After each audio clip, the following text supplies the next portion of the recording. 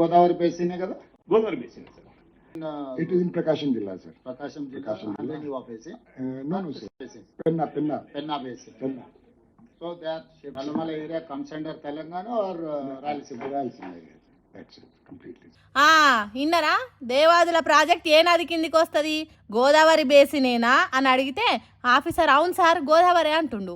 ఇంకోసారి బనకచర్ల ఏ ఏరియా కిందికి వస్తుంది అంటే ప్రకాశం జిల్లా అని చెప్పిండు ఇంకో ఆఫీసర్. మరి బనకచర్ల ఏ బేసిన్ కిందికి వస్తుంది, కృష్ణానది బేసినే కదా అంటే కాదు సార్ పెన్నా నది బేసిన్ కిందికి వస్తుంది అని చెప్పిండు. మళ్ళోసారి నేను నల్లమల్ల అడవుల నుంచి వచ్చినా అని చెప్పుకుంటాడు కదా, ఆ నల్లమల్ల అడవులు ఏ ఏరియా కిందికి వస్తాయి, ఇటు తెలంగాణ లేకుంటే రాయలసీమ కిందికి వస్తాయా అని అడిగిండు.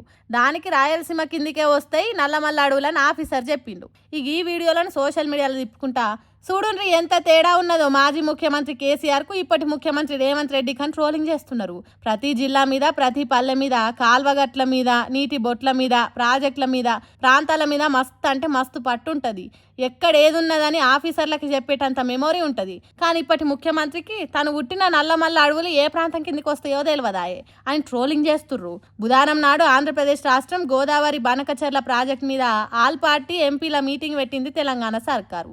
గోదావరి నీళ్లను కృష్ణానదిలో కలిపేతానికి ఏపీ చేస్తున్న ఉపాయం తెలంగాణకు నష్టం చేస్తుందని, దాన్ని తెలంగాణ అడ్డుకోవాలన్నట్టు ఈ మీటింగ్ పెట్టిండ్రు. ఆగో దాంట్లో ఆఫీసర్లను గిసొంటి ప్రశ్నలు అడిగిండు సీఎం రేవంత్ రెడ్డి. ఏది ఎక్కడున్నదో తెలియకుండా తెలంగాణ మీద పూర్తి పట్టు లేకుండా సీఎం అయింది కాబట్టే కాసింత తిప్పల పడుతున్నాడు అని అంటుర్రు చూసినాక.